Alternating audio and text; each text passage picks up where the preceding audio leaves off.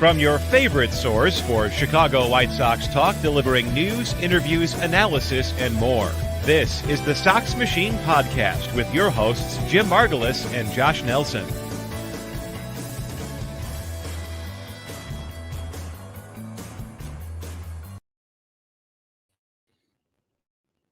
Thanks, Rob, and welcome to a special edition of the Sox Machine Podcast. This is our pregame show, and imagine just in a couple of months after everybody gets vaccinated and bars are allowed to have capacity crowds, that we are all grouped together for the road watch parties. That's the point of this pregame show, is to get us ramped up to have those in-person events, hopefully in the second half of the season. And joining me for this pregame show, of course, is the managing editor of SoxMachine.com, is Jim Margulis, but also our friends from the 108. It is Beef Loaf, Chirizi, and My Sox Summer.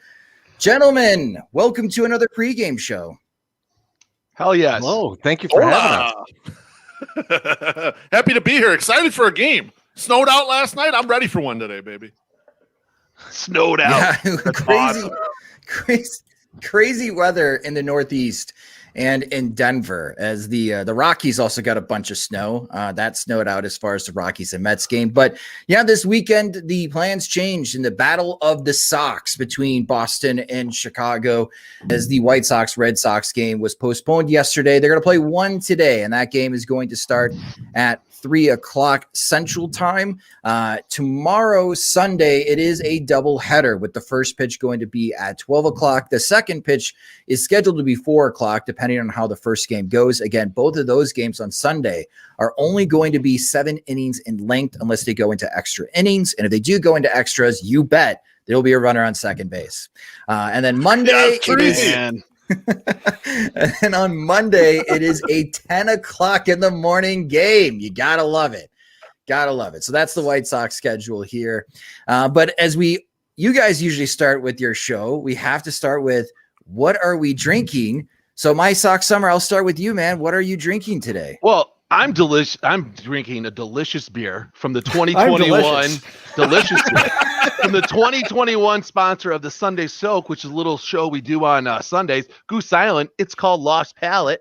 It's a hazy IPA with mango and cinnamon, and it is delicious out of my Goose Island pint glass. Well Wow. done. Make the brand happy, buddy. I'm glad.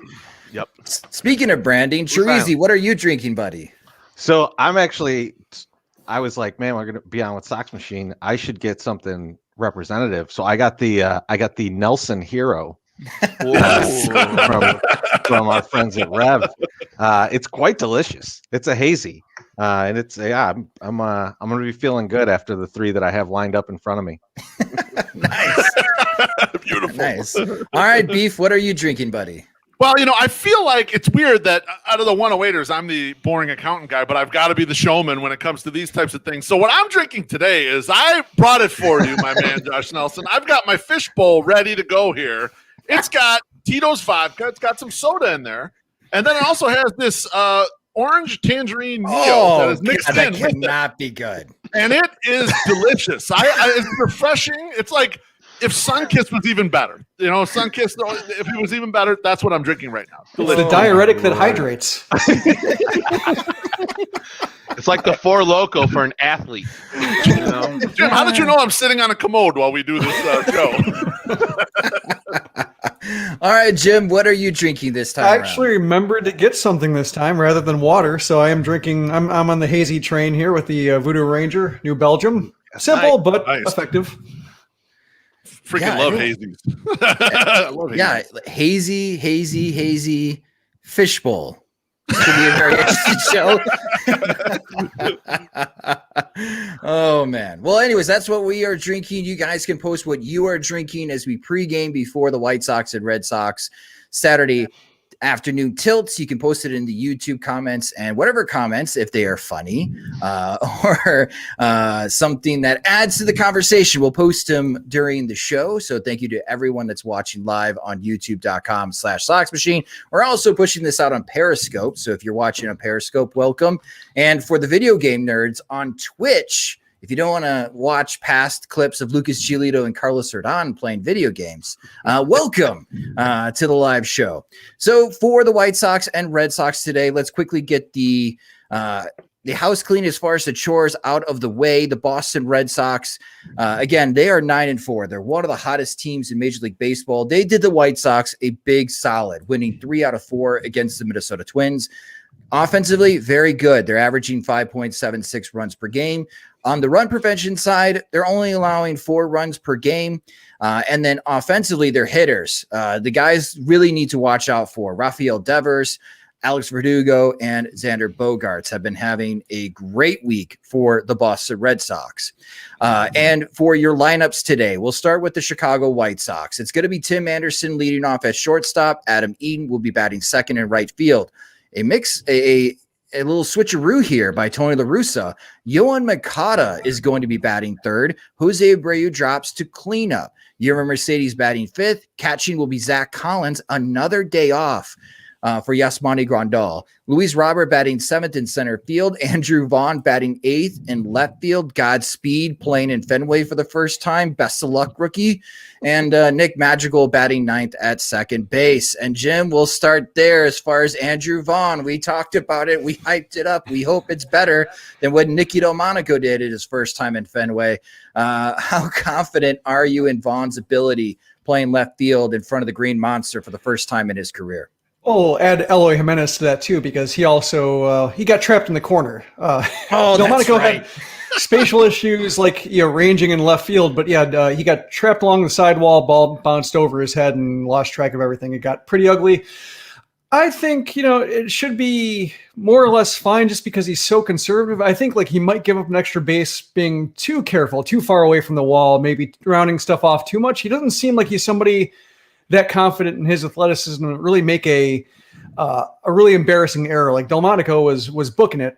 I don't think Vaughn quite will, in these confines, how close quarters is. I think he'll move around pretty cautiously, make sure he doesn't run into anything, because I think that's even worse than an embarrassing error coming up short, or whatever you want to put it. I think he just doesn't want to get hurt out there, and I think that's fine. Generally advisable. First time in Fenway, even if he had experience, it'd be pretty tricky for him. So I'm not feeling great about it, but it shouldn't provide the GIF that Delmonico did and Eloy did. So, well, Chirizi, what would be the most embarrassing thing that Andrew Vaughn could possibly do today in left field?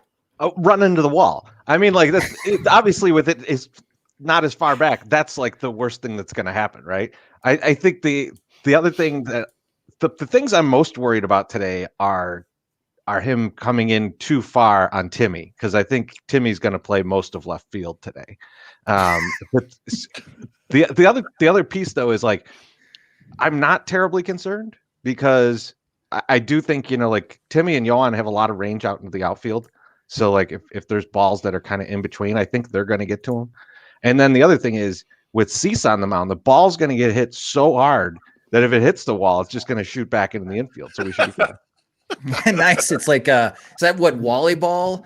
That gym class game? Just boom, just right back to Tim and prevent the doubles. And again, we'll see on how Andrew Vaughn handles left field. That'll be something to pay attention to in the 4 games, and hopefully, knock on wood, he doesn't get tested too much in left field. The Boston Red Sox, as far as their starting lineup today, will be Enrique Hernandez leading off in center field, Alex Verdugo playing in right field, JD Martinez, one of the hottest hitters in Major League Baseball to start the season, is batting third at DH. Xander Bogaerts at short, Rafael Devers at third, Marwin Gonzalez at first base, Christian Arroyo at second base, Franchi Cordero in left field, and Kevin Plawecki will be catching and batting ninth for the Boston Red Sox. And your pitching matchup for this afternoon, it'll be Dylan Cease against Nick Pivetta. And as you look at the ERAs and the numbers, they're pretty similar between these two. For Nick Pivetta, his StatCast numbers are absolutely terrible. So I'm not sure how he's got a 3.27 ERAs. He's in the bottom 25% in allowing exit velocity and hard contact. So hopefully the White Sox offense wakes up against him. He does have a higher strikeout rate than Dylan Cease, but he also has a higher walk rate. And for Dylan Cease, after his no-hitter, Carlos Rodon's got a lot of media attention, and deservedly so. And when asked about the pitching staff, Carlos Rodon made a point to call out as far as Dylan Cease, saying, quote, "You have to look out for Dylan Cease. He's vastly improved. And I think he's just starting to get really comfortable with himself and starting to figure out who he is as a pitcher. I think he'll be a real treat to watch in the next couple of months. I'd love to see what he can do." Obviously, Beef, this gets the Dylan Cease Cy Young bandwagon really hyped. Jordan Lazowski, Father Zoe, they went on the preseason show. They both made that prediction that Dylan Cease would win the Cy Young. So, of course, they're ecstatic. When it comes to Dylan Cease, as far as today in this start against Boston, because after his first 2 starts, I think it's fair to say we still don't know what to expect from Dylan Cease after spring training. What are your expectations for Cease in today's game against Boston? I mean, I would agree with you. I still think we don't know what to expect. I did throw in a little bet on Cy Young just because Rick Giolito told me, hey, he can't miss. He might lead the Sox in strikeouts. I got to believe my man, Rick. So I did throw a little nugget out there on points bet that he's going to win the Cy Young. Not sure I believe it. Expectations, I'm not sure. But I know one thing. He's got to be extremely careful with the middle 4 in this lineup. As you were mentioning, sort of up front, Josh, they're on a major heater, and that's Verdugo, JD Martinez, Xander Bogaerts, and Rafael Devers. As a group for this season, they're batting .317 average, .385 on base, .602 slug for 987 OPS. That's super dangerous middle of the lineup. He's got to be focused the entire game. A lot of times during games, it feels like he loses focus. He'll lose it. He cannot throw a 4-pitch walk to Kike Hernandez, or he can't somehow walk Franchi Cordero in this game. He has to take care of the weak hitters that are saddled around this awesome middle of the Boston lineup. He's got to make quick work of them and can't let the pitch count get up because a lot of his focus is going to be on that group right there. And they're tough. That's why they're 9-4. And my Sox Summer, out of us 5, you are more of the optimistic one in this group. When it comes to Dylan Cease, how are you feeling, man, after his first 2 starts, and not just after spring training, but what he went through in 2020 as well, as far as his struggles and the inconsistencies? Are you feeling better about Cease to start 2021? It's far too early for me to make any type of a judgment on how Dylan Cease is going to perform in 2021. I think it would be awesome and unbelievably great if he came out and just blew the doors off so we can see the verbal attack that Rick Giolito will lay down on Beefloaf on Twitter. So that's the one thing that I'm really hoping for, is that my man Beefloaf gets like smacked upside the mouth by Rick Giolito. But I think, again, Dylan was pushed into a position that he probably shouldn't have been in, and now he's just recovering, and now he's got a full year here to like just show what he's got. And my God, if Carlos Rodon can pitch a no-hitter after all the crap he's been through, like Dylan Cease can become a serviceable pitcher for the White Sox. Let's get those bats going with the Sox. Give Dylan a little bit of comfortability when he's up there to take some chances, throw some pitches, not have to live pitch by pitch up there, and then maybe he can go out and just do some damage. My Sox Summer makes a great point, Jim. How important is it for the White Sox offense to give Cease some cushion so he doesn't feel that type of tension or stress at the beginning of the game where he may have to feel that he's got to be perfect, especially against one of the best lineups in the American League? I think it would help. I mean, I think it helps a lot of guys. I think with the one thing I would say with Cease is that it would be hard to tell, how much of it is stress from a close game versus how much of it is just trying to maintain his mechanics inning to inning. Because I think even his last start, the fastball life that he showed during the spring was there in the early innings, and then just slowly but surely came unglued towards the latter half of his start. And that's fine. Like he's making progress. He's not probably going to be like an instant overnight success story like Giolito was. But it was funny you mentioning that Carlos Rodon quote. Rodon, first of all, like I'm impressed, or I did not expect him to use the word treat to describe somebody. Like, it's really going to be a treat. Like, it doesn't seem like a Rodon thing to say. That sounds like something like a 1960s writer would substitute a quote for before like digital recorders existed. So I was impressed by that. The other thing is like, between Cease or between Rodon and Giolito's dad, like, he's getting so much press, and it kind of reminds me of the whole idea of like your favorite pitcher's favorite pitcher or your favorite comedian's favorite comedian, like except your favorite pitcher's favorite pitcher is your least favorite pitcher. So It's a weird phenomenon right now, and just like something's got to give. Either the hype that they see or the hype that they're that they're stoking because of what they see is eventually going to materialize, or he's going to be the subject of pieces 5 years from now saying, how come he couldn't put it together? So it's a fascinating dynamic right now, just with what people see and what the results are still. Jim, that's a great comparison, because I often think, Kurt Cobain loved the meat puppets. Why don't I love the meat puppets? Backwater's okay, but the rest of it I can't get into. I'm not sure. That's a great example. Well, now I got to know, Chirizi, what's your favorite meat puppet song? Oh, it's probably Backwater, right? I mean, I think that's the one that I've heard the most. The only one too. But I mean, other than the Nirvana covers, I couldn't really name a lot of Meat Puppet songs. I also like Tim's. I felt flat on the Meat Puppets trivia. I know, but that's a more Beefloaf band than it is a Chirizi, to be honest. I can tell. I like Tim's comment. He's going to be a real whiz-bang showboat. I think you should add that into the game recap, Jim, if Dylan Cease has a good start. But no, I appreciate what you brought up, Beef, especially in the middle of the order for this Boston Red Sox team. And Cease cannot – it's really difficult to say this starting pitcher cannot allow a walk. But he's got to really limit his walks today. Because if he walks as far as Hernandez and Verdugo to start the game, and Martinez lifts one over the green monster in the first inning, and the White Sox are down 3-0, I think there's a lot of White Sox fans who be like, well, I got a lot of Saturday afternoon, so I'm going to check out. Hopefully that won't be the case. Yeah, right. I mean, other than Zach Plesac's puffballs he was throwing in the first inning the other night, they haven't really hit right-handed pitching, even kind of mediocre right-handed pitching. So they got to jump out to a fast start, and he cannot let the Red Sox lineup get all over them early. And Treasy, we'll go to you, man. As far as with Dylan Cease, what are your expectations for him this afternoon?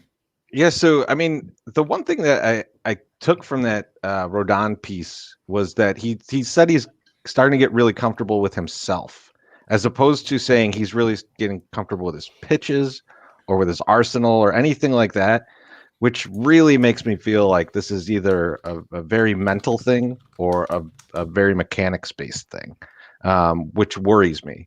But for today, I would say I'd rather him be wild with the slider than the four-seamer. Like the four-seamer seems like when he's wild with that, it's like mid to high in the strike zone, where people hit the ball as hard as Steve Nebraska could throw the ball. So I don't want to see that. So I think that's more. I think I'll tell you what I don't want to see is him being wild in the strike zone, and with that fastball. Like if he walks some guys with the slider, he might get a couple strikeouts with it as well. There's some good things that could come out of that.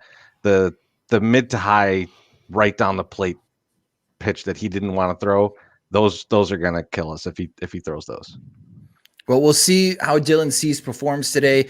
Again, the White Sox are 6-7. The Minnesota Twins are 6-8 as they lost last night to the Angels. So if the White Sox can find a way to beat the Boston Red Sox and get back to 500, they'll also start to gain some ground on the Minnesota Twins, which I know it's early, but whatever ground you can possibly gain before playing in the quote-unquote gauntlet of the season for the Chicago White Sox, which is going to be 16 games in 60 days against the Minnesota Twins from mid-May to the All-Star break in mid-July, I think would be very beneficial. So I'm not saying this is a must win, but this is a very good opportunity for a really want to win this game to start off well on their 6-game road trip, 4 in Boston and 2 in Cleveland. Well, speaking of the Boston Red Sox, they are not going to be wearing their normal uniforms, at least over the weekend.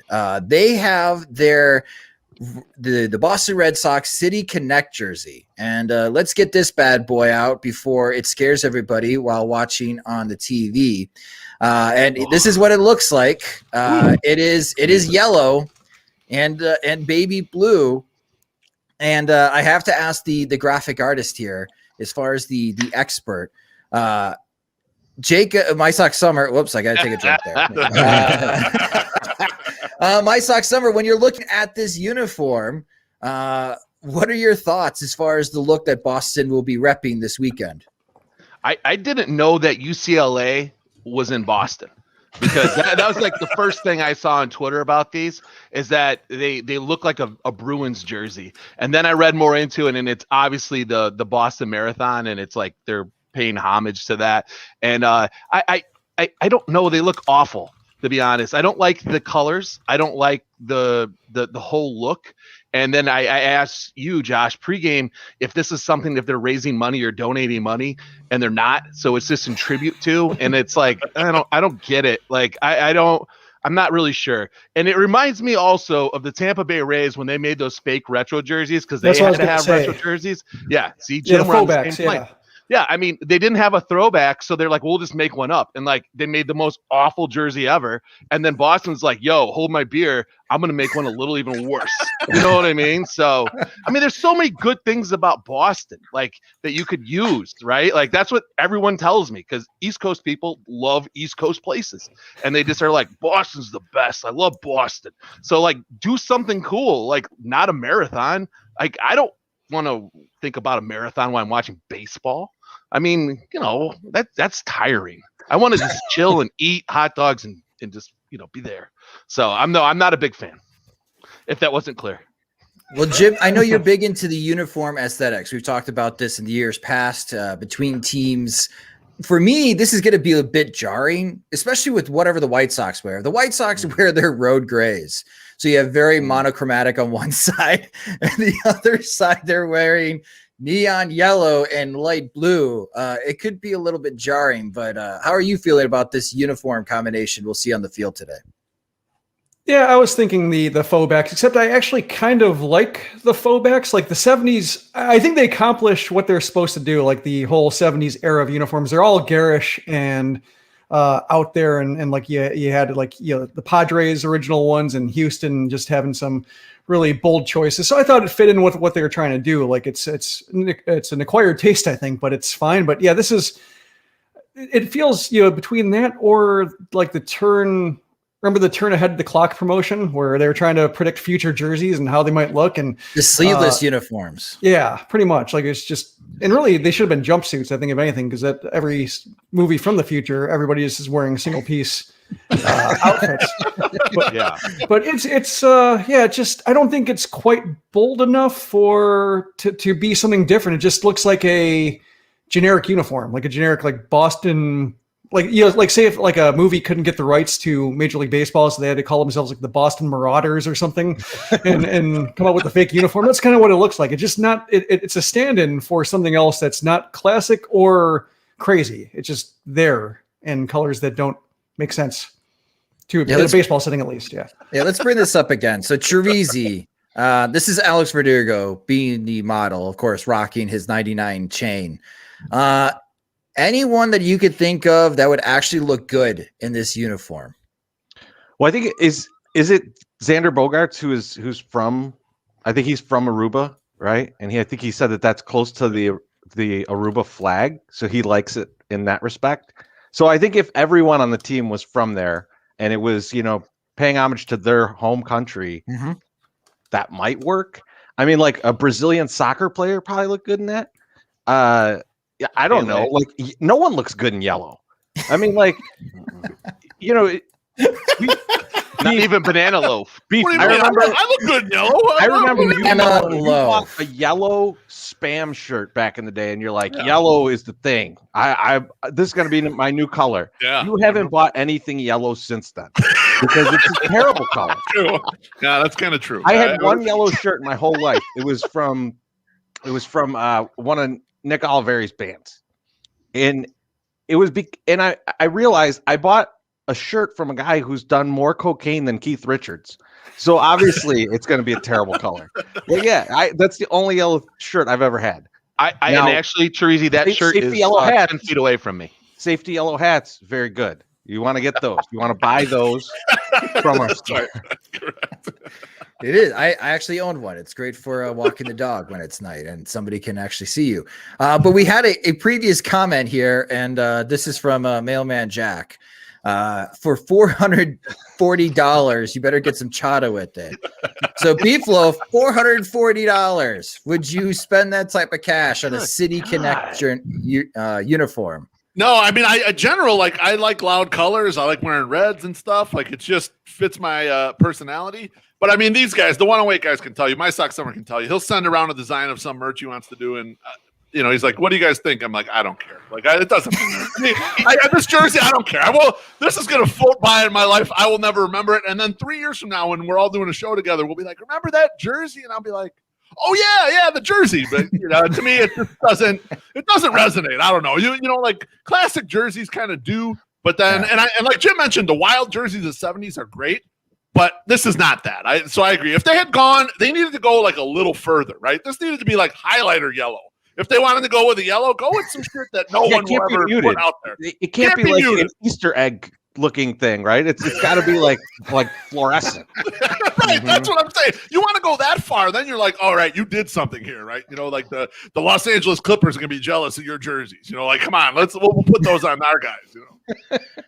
Well, on June 5th, the Chicago White Sox will have their City Connect uniforms. They'll be wearing them for that Saturday game against the Detroit Tigers. So I posed a question for the roundtable, and my Sox Summer will start with you. What should the White Sox City Connect jersey look like? As Nike is trying to find something particular about the city or maybe the neighborhood that they're trying to connect to in their uniform design.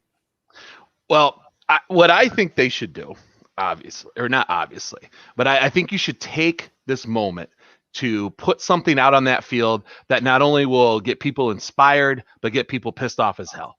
You need to go into a city organization like My Block, My Hood, My City, and let's raise some money for that charity, use their style that they use for their shirts, and like raise the money and help stop some violence in the Chicagoland area. It's just, I think there's us in the 108 like to donate money and try to make things better than when we're like, leave it better than where we found it. I feel like the White Sox should do that also. You have a chance here to do that, and you could do it very easily. And why not? Like, this makes too much sense. It would also go on with the Chicago flag colors, which I know everybody has wanted on the jersey. We need a Chicago flag colored jersey that's out there, and I feel like this is like you could just go hand in hand, make people angry and make people happy at the same time. Well, you guys ran the best ideas, to be honest. I mean, really. Yeah, the Chicago Bulls have a City Connect uniform that's very Art Deco as far as the font, and it's black and it's gold. I think it's okay. I wouldn't go garbage. I wouldn't go that far. Garbage. It's okay. It's okay. It's okay, Josh. You can call it garbage. Okay. But you guys had a blog. Jerry's not coming over to your house, okay? He's not going to come get you because of that. But you guys ran a blog. You ran a contest a couple years ago, back in 2019, for the White Sox City Connect uniforms. And some of the styles, as you mentioned, the Chicago flag look. This is from Jeff Muggs, and I like this one using the Sears Tower, or no, is this the Hancock? I think it's the Hancock. Oh, I thought it was the Hancock too. Isn't it? I think it's the Hancock. Yeah, it's the Hancock. It's the. I can look at the Sears Tower. It doesn't have those. Yeah. So using the Hancock background, of course, Chicago famous for the skyline, the skyscraper. So I like that as far as the background, and using some of the 70s font, and then the Chicago stars on the side. Bison from Sox 35th. Also rocking the Chicago colors. I like the Chicago stars along the pant leg. That's fun. Everybody using Daniel Polka. So you can tell this is from 2019. And then my Sox Summer using Shy City, which would just make everyone mad, for those that say, I hate when people call Chicago the Shy, and the people that say, I hate when people call Chicago Shy City. He has pissed off everybody with this uniform. But I do enjoy keeping the black and white, but adding the accent of the Chicago blue and red, and then the 4 stars at the back. I like this one. This is a nice, clean look, sir. So those are some of the examples. And I guess, what do you not want to see on a Chicago City Connect uniform, Beef Loaf? There's plenty of things I don't want to see. Number one is, I do not want to see a mock-up of like a Bears jersey turned into a White Sox jersey. We don't want that at all. We most definitely don't want Northside with the Cubs jersey mocked up like that. But what I wouldn't mind seeing, and I think I saw someone put this out there on Twitter, is sort of the Jordan year rookie Bulls red road jersey that said Chicago in cursive across it was a great look. The Bulls kind of dumped it right after they started accumulating some players, and they went to the block letter Bulls on the jersey on the road with the red. I'd love to see them try something that looks like that. It was a really good look, and you could revive it with the White Sox, same ownership group. I think it looked terrific. Oh man, this is Jimmy, this can't happen. So Jimmy posted in the YouTube comments, they're going to wear the deep dish hat. So that was going to be my thing. Like, you cannot have pizza involved. Like, no, I don't have pizza involved. Hot dogs on this. I think it makes it stupid. Like, I don't know. Jimmy, I love you. I know you're joking, but he's been in Florida too long. His brain ain't working right. Like, he used to work right, and then he moved down south, and now it ain't working right, dude. I understand that you miss the pizza because pizza sucks balls down there, but like, no, dude, we don't need that on the hat or the jersey. Oh my gosh, I could see that, but it just reminds me of the New Era hat. Like, why is there a deep dish pizza on a White Sox hat? And then it gets worse with New Era. Then they put every logo possible on a White Sox hat. Jim, what would you not like to see on a White Sox City Connect uniform?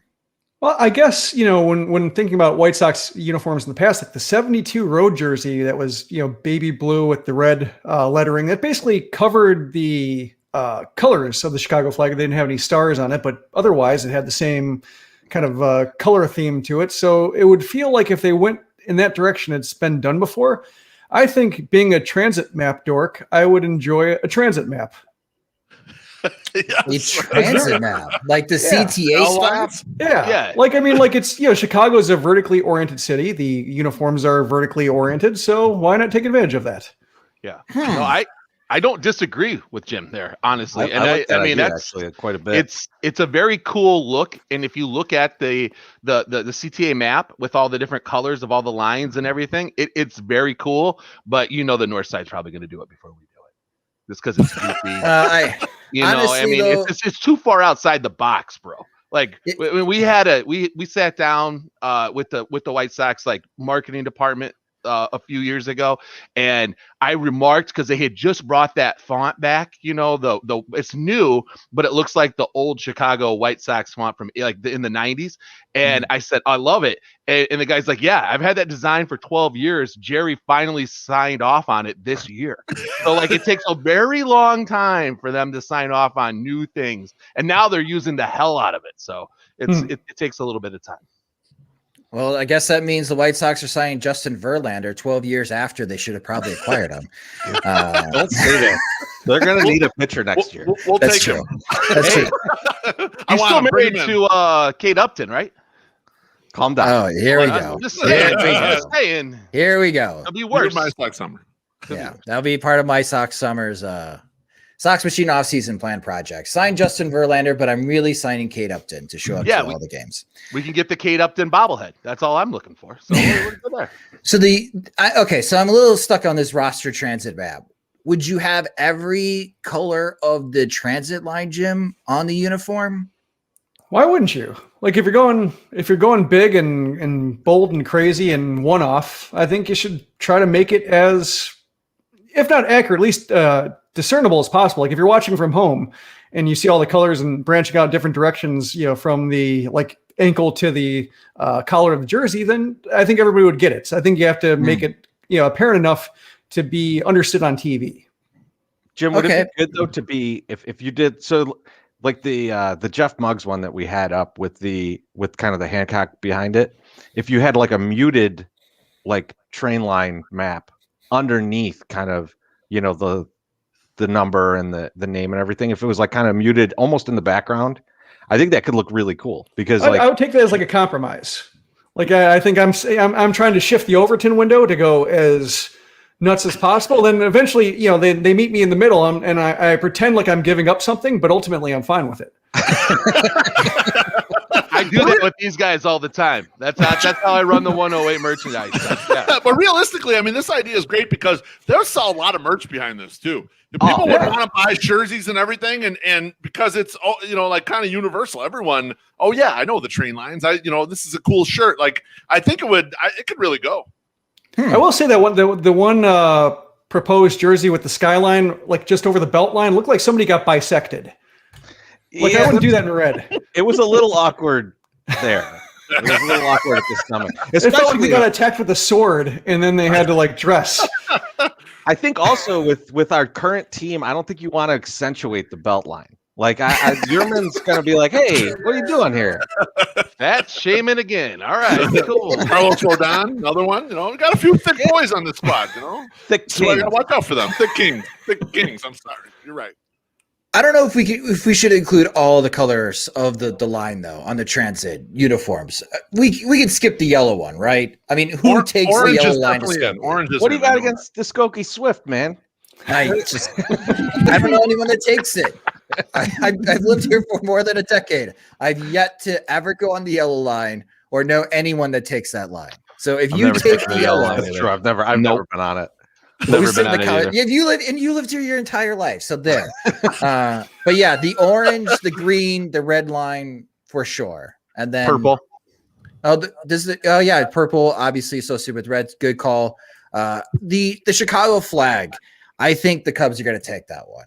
If there's anyone that's going to take the Chicago flag look and add a deep dish pizza to it, it's definitely the Chicago Cubs. They can have the deep dish pizza. They can have the regular Chicago flag. I think if you're going to do a Chicago flag for the South Side, you do it just like every South Sider, or I'd say 60% of the South Siders, you do it like a tattoo. Like you have a kind of tattoo art of it. I have a Chicago flag tattoo hidden in a tattoo. Oh, A lot of people do. Like it's a very Sure. popular tattoo. I think people would love it if it was represented on a jersey like that. Well, if you want something that is bright, Mailman Jack's got the one. Rainbow cone jersey, baby. I kind of love that, but I was just thinking of like just them wearing their normal White Sox uniform, but with like mustard stains on it. But the mustard stains are like sewn in. That's a bad idea, Jim. That's definitely going to be it. That's definitely going to happen now. Somebody's like a light bulb just went off, and they're like, yes, let's make an awful. you jersey." didn't give Jim the yellow line. He found a way to get yellow back on. You know, right? He wants the yellow. I think Jim's going to be sold. We're going to talk on Monday in the Sox Machine podcast, and he's going to be like, you know what? I actually did like Boston's uniforms.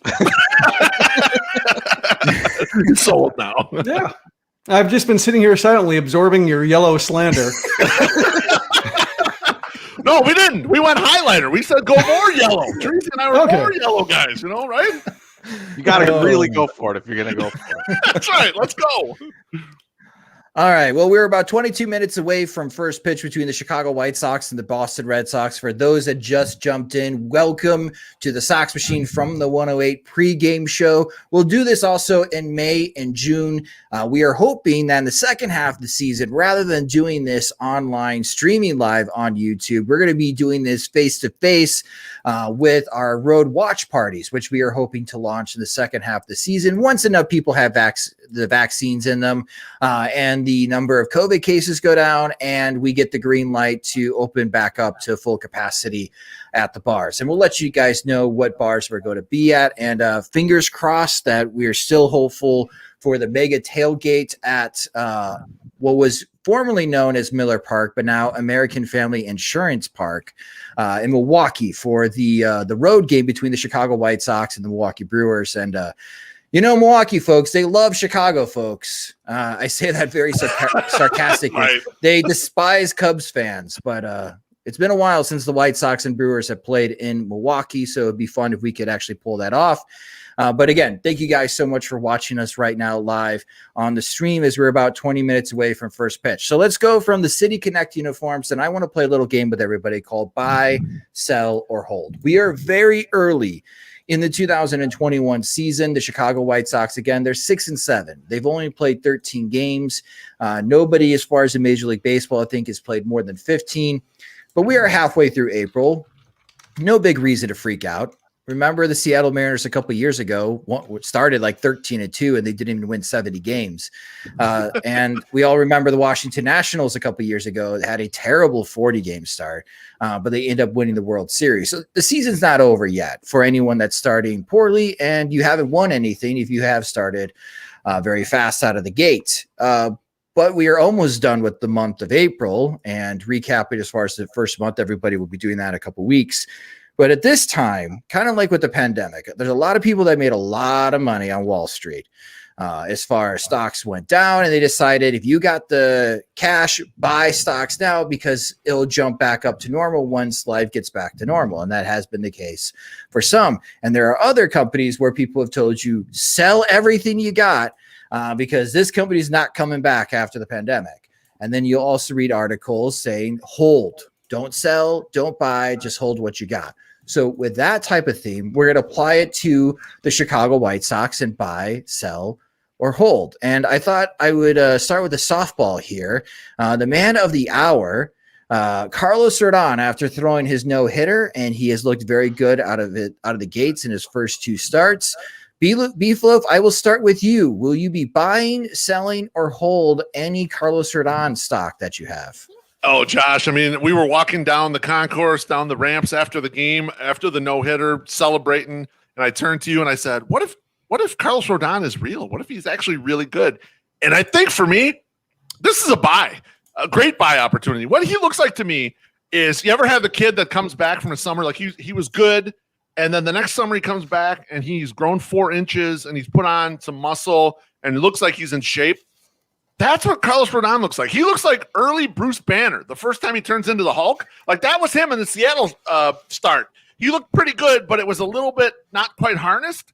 Now he's starting to harness all the things that he worked on in the offseason to kind of get to this spot. So I'm a big buy in this spot. All right, Chirizi, are you following Beef? Are you buying Carlos Rodon? First of all, I love the early Bruce Banner reference, obviously, but also, but I would I'm obviously buying on Carlos Rodon. As I said right before the season started, I'm expecting 17 wins out of Rodon, so there's still 15 to go. This stock's only going to rise. The only problem I see is that apparently he needs 7 to 8 days rest in between starts, which is going to be difficult. But yeah, I'm high on Rodon. I mean, like what you're asking for is a 5th starter, right, from Carlos Rodon, and if he's healthy and if he's truly, in the best shape of his life, like I've heard so many times, then I think he's going to easily be that. I don't think he's going to throw a no-hitter every night, obviously, right? But like he's going to be a really good pitcher at the bottom of a rotation. And if you could get a guy who should be a number 3 being your number 5, that's incredibly good. Yeah, the good points. So moving from Carlos Rodon, my Sox summer will go to you next. Yerman Mercedes, hot start, but eventually he's going to come back to earth. Are you buying, selling, or holding your stock in Yerman Mercedes? So if I'm going in to try to make money, I'm selling Yerman Mercedes right now. Like he's probably not going to do this again, and we're going to have a log jam at some point with Eloy coming back at guys that can't play positions but can hit the shit out of the ball. Hopefully, we'll see. Yeah. Hey, when we do the road parties, can we go someplace where it's 21 and over so that my kid doesn't come too? But no, seriously, like but as a fan, I'm definitely holding on. Well, not holding because I didn't fully understand everything. I'm definitely buying because I just love it. I love the meatball guy that can just smash the ball. That's my thing, right? So like, yeah, that's I'm definitely buying into that. So yeah, as a fan. But if I'm gonna make money, I'm selling that shit right now. All right, well that makes sense. Jim, how about you? Are you buying, selling, or holding your Yerman Mercedes stock?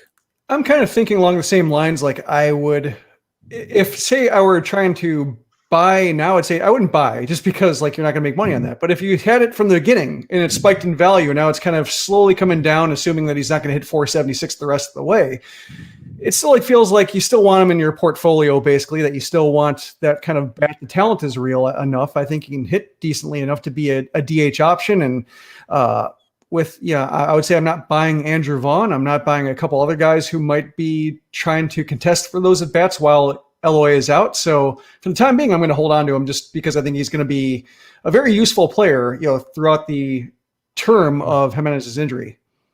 All right. I think this is going to spark some good conversation, maybe some debate. After the first 13 games of the season, buy, sell, or holding your stock in manager Tony La Russa, Chirizi? So I'm going to buy. And the reason I'm going to buy is because it still feels like he's figuring things out. So I'm buying at the lowest point of his tenure, hopefully, right? Like, so he's making bad decisions in the bullpen. He doesn't know kind of which guy he wants to really start in left field. There's a lot of question marks. He's had a bunch of injuries, so that's kind of messed things up. As he starts to learn more about the team, and as he starts to understand where guys fit and if guys can hit, if they cannot. I think he's starting to figure out that Lurie cannot. He's going to start putting people in better positions to win. It's very discouraging that he couldn't do that right out of the gates because he's been with the team. It's not like he just showed up on opening day, right? Like, so it's been very discouraging, which I think is plummeting his stock. So I'm going to buy right now, and I might get burned on it, but I feel like I'm buying penny stock right now. Like, I feel like everyone's kind of low on him, and guys start getting healthy. Timmy's back, Engel comes back.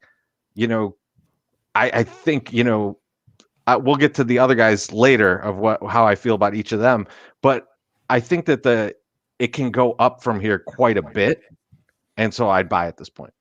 Jim, do you feel the same? Is this a good time to buy, or are you feeling more confident in your bold prediction for this season that Russa will not make it this season? I think I'd buy with the hedge. Yeah. It's,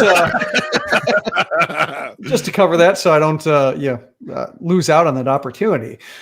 But yeah, I agree with the points that I think he's still trying to feel it out. I think partially the injuries to Jimenez and Tim Anderson have limited some of the options that he has in the outfield. And like Nick Williams was like a little bit of a weird dalliance with a sub replacement level player who really didn't do anything well. And La Russa talked him up, and that's kind of a confidence shaker. But then when you realize that La Russa has never said anything bad about anybody wearing a White Sox uniform since he took the job, I think I've learned that you can't really judge him by his words. So you have to judge him by his actions, and his actions are a mixed bag right now. But I think he's going to have more of a lineup because Anderson's back, and we're seeing that now at the top of the order. I think the bullpen has been a little bit iffy, but he's also done some cool things with Michael Kopech, basically using him as like a one-man bridge. So he's I think he's still getting the feel for the team, but I think when he gains confidence in some people, and hopefully some of those players are the ones who deserve confidence, I think you'll be seeing a more cohesive approach from him to where I think this is buying lowish, I would say. The question is if the White Sox have like the depth to absorb another bad turn to where like no manager could look good. But I think for the time being, and from what we know of him and his track record, I think he's a little bit better than he's shown, and he's kind of easing his way into the season and the roster. I threw Michael Kopech in the mix. Are we all buying? Is anyone on here not buying more Michael Kopech stock?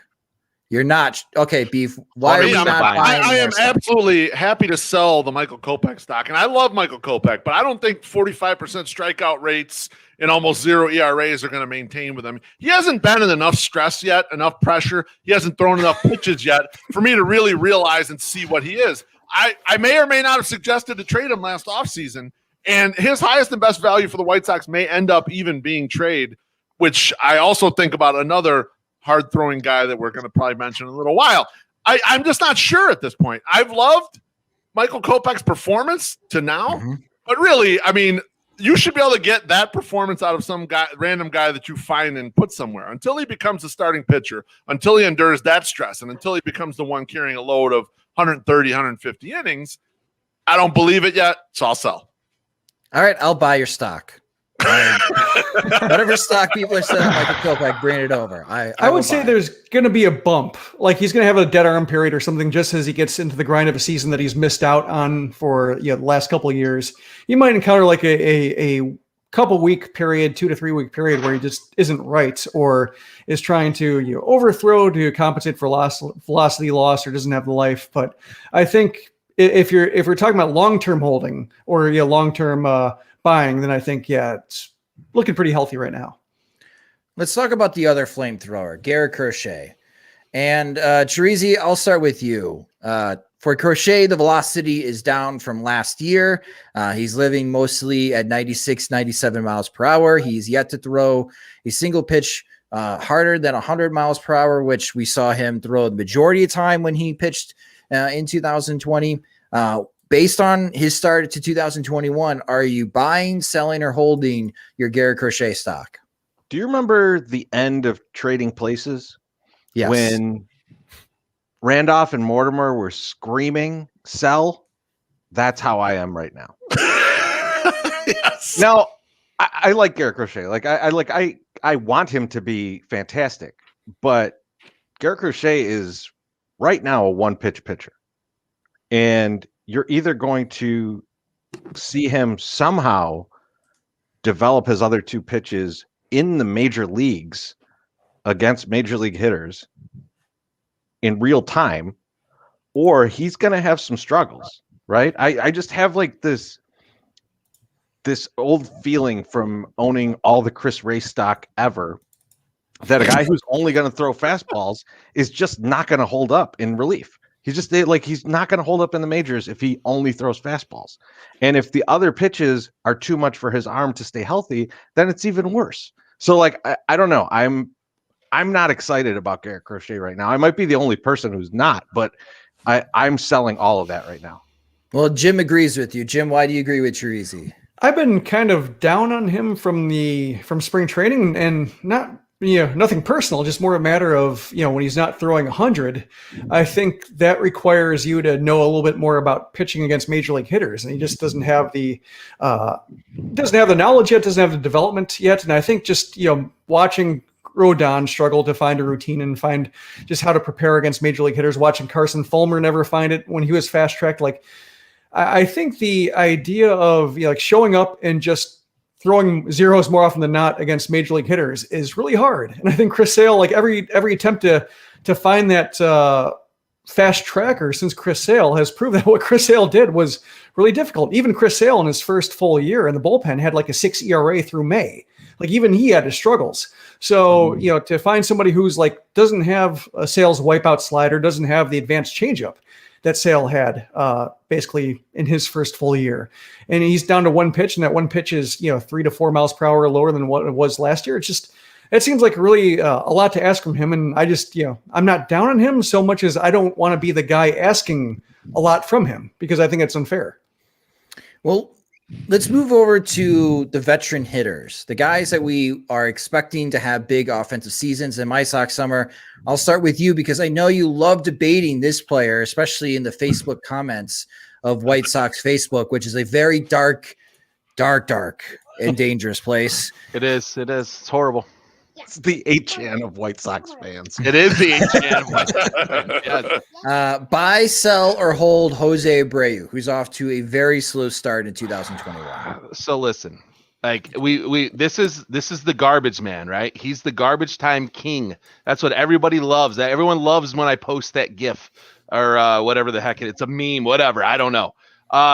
He is going to turn it around. He is going to be consistently giving you something this season because he always does. I know it's going to trail off. It's not going to be an MVP season. But I am definitely holding on Jose Abreu because the man is our heart. He is the heart of the Chicago White Sox, and we just need him there. And it doesn't have to be in an MVP capacity, but who saved the no-hitter? That's what you gotta say. You gotta look at it. I mean, the guy still can do it. Now, is he? Like I said, he's not MVP caliber like he was last year, but he's still gonna be fine. He's okay. And watching him do that toe tap, I mean, as a fat guy who's out of shape and whatever or a shape, just seeing him do that, I was so happy for him. I was just like, yes, because everyone's gonna be like, this guy's old, he's washed. But they said that before we gave him the extension. Honestly, nobody said it last year because you had a great year because that people forget. But this year, just seeing that early off the gate, it's like, dude, this guy's got it. He has it in his heart and he wants to do it. Beef, I'll go to you next. Yasmani Grandal. White Sox fans on Twitter after the lineups posted astutely pointed out Grandal is getting a lot of days off to start this season. And obviously he entered spring training with that knee issue that held him out of the games for a few weeks. The White Sox paid him a lot of money. He is the largest free agent contract while outside of Dallas Keuchel. The White Sox pick up that 4th-year option. Are you buying, selling, or holding your Yasmani Grandal stock? I mean, for me, this is the toughest one out of the group that you brought to us, Josh, for a myriad of reasons. Number one, I mean, the stat community believes in the framing numbers. Meanwhile, the general marketplace doesn't seem to really want to pay for those numbers. I remember I was asking some questions when we were writing up stuff about this or whatever, and I got in a key thought chat, and he said that the widest disagreement as far as value in the MLB marketplace was Yasmani Grandal because of this stuff, because he has trouble with blocking and other things that are important to catching, but he's very good at framing. I'd probably hold. He's a regression candidate that none of us have talked about, right? When we were talking about who's going to regress, no one said the 32-year-old catcher, which it should have been obvious, but our eyes were focused on everything else. As of right now, the strikeout numbers and the walk numbers look fine, right? He's getting BABIP to death. The problem is he's hitting too many ground balls. He's hitting too many infield fly balls. He's got to hit the ball out of the ballpark to be of value as a hitter, right? That's his main thing, right? The walks are great and everything, but if you're pounding the ball into the ground like he is, I mean, he hasn't had a 50% plus ground ball rate like he has right now since his rookie year in San Diego. I mean, this is like, this is not tenable. He can't maintain this. If he does, that's a huge problem for the White Sox. I'll hold and see. I think maybe he starts lifting fly balls when it warms up. But this is probably the scariest guy in this whole lineup to me that I'm really worried about. That's exactly what we saw from Abreu, though, last year, right? He was still hitting the ball very hard. He was just hitting the ball on the ground. And once that launch angle changed, like it went to the moon. So I think they're being very careful with him right now. I think they're worried about those flags. Catcher regression, though, is faster than the other positions, right? Some of these catchers fall off a cliff when they get to a certain age, and it makes sense, right? They take a lot of wear and tear back there. I mean, it happened to you at like 16. So yeah, I get it. Yeah, I've always been past my prime. Well, while you mentioned the toughest one for you, Beef, is Yasmani Grandal, I thought this next player is the toughest one to have a conversation about because it is too early. And people will let you know it is too early. But when you look at Yoan Moncada's career with the Chicago White Sox, there is more bad than good, Jim. And this is something that we constantly bring up. And he is off to a very slow start when a lot of us were hopeful that he could return to 2019 form. Based on the first 13 games of the season, are you buying more Yoan Moncada stock? Are you holding what you got? Or are you selling some of it? I wouldn't say I'm buying just because, this is really bad right now, like 207 average, 254 OBP, 317. I'm actually looking at the wrong one because I'm looking at Paul Konerko's 2014. Look at his ground ball rate. I was like, I got on the wrong page there. So I was like, that doesn't look right after all. But it's, with Moncada, I think he's somebody who's 191. So I knew his average was around 200. So I started looking at the 254 is way too low. But it's 191, 296, 277 is his. And buying from that, I'd buy from that just to be able to cash him at some point. Because even if he gets up to only like 240, you're still all the numbers rise up with it, and that's fine. I think he's somebody who's more or less like destined to, at least in this post-COVID form, where it just takes a while to get back, where there's no formal spring training, there's no real proper rehab stint anywhere to be found, that it's just going to be a slow go. And he was already a frustrating player, like in his first full season, I should say, where he was too passive. And I think he just has a few different forms between the guy with the hole in the swing, the guy who's too passive, and his finest form. Like, I think he can kind of vacillate between like all of those different stages of his development while he's still trying to get his timing back, just because, he hasn't fully put that player that he was in the past and the player that frustrated people in his past. So I think there are going to be bad weeks from him, going to be good weeks from him where it looks like he has it all synced up. Might get, the hamstring issue might come in, knock him back down a peg. But I think this year is going to be more or less about just ultimately at the end of the year, trying to get back up to speed and back up to where he was last year. I think it's going to take a while. I would say like at least weeks, maybe a couple months, just to get back into the timing and how pitchers are attacking him when he has his full capacity as a player back. Good points, Jim. I think at this point I'm still hold as well, but I can understand some White Sox fans selling a little bit as far as with Yoan Moncada. Is anyone completely selling off Yoan Moncada at this moment? Nope. I'm seeing a head shake from Beef Loaf Chirizi. It's too low right now. Like it's too low to get anything of value. Okay. Yeah, like I think that we talked about this in our podcast, and me and Beef talked about this at great length years ago.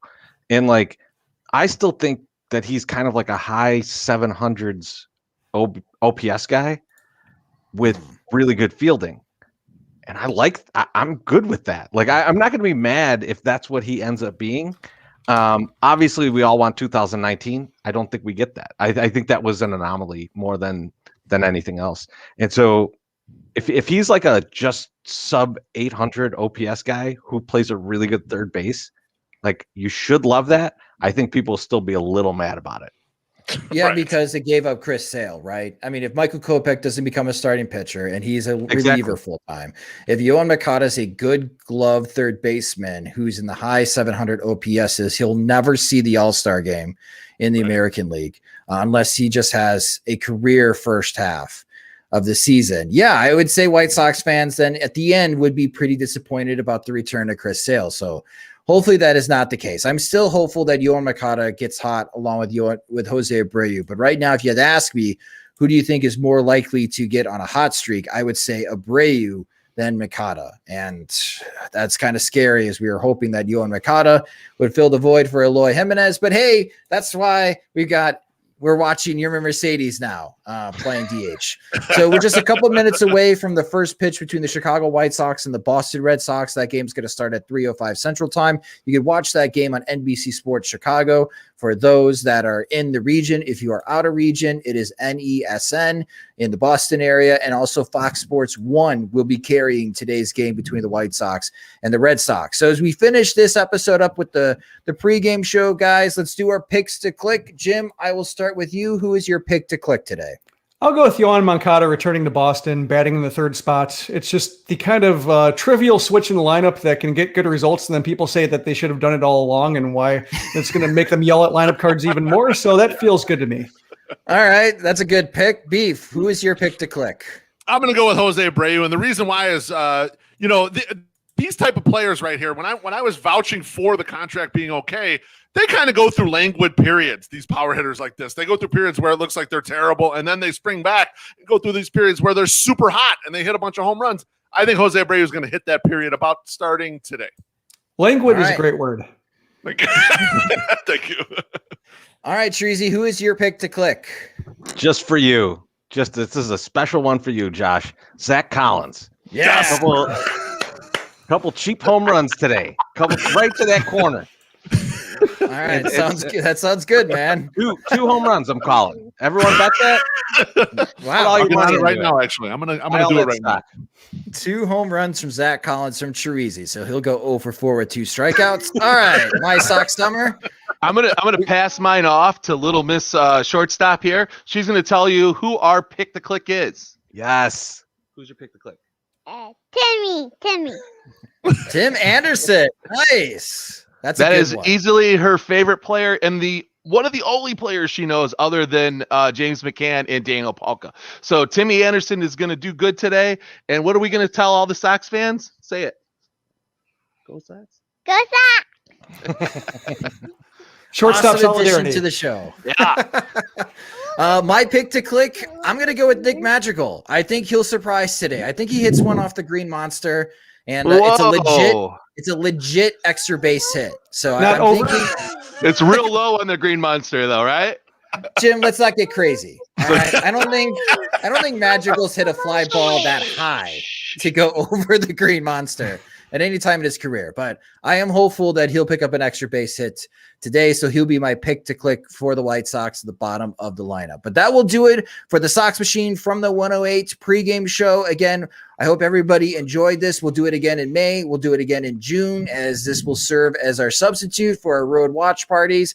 And, just watch the news and make sure that everybody that has the opportunity, if you get vaccinated and the bars can expand as far as the capacity, we'll switch this from a virtual pregame show to in-person road watch parties, which I know that everybody here is really excited to host those types of events, because we can't wait to see you guys as well, not just at the bars, but also at the stadium when the White Sox come back into town. But alongside Jim Margulis, Beefloaf, Chirizi, and my Sox Summer, I'm Josh Nelson. Thanks for watching the Sox Machine and from the 108 pregame show. Enjoy the White Sox game, folks. Go Sox! Go Sox.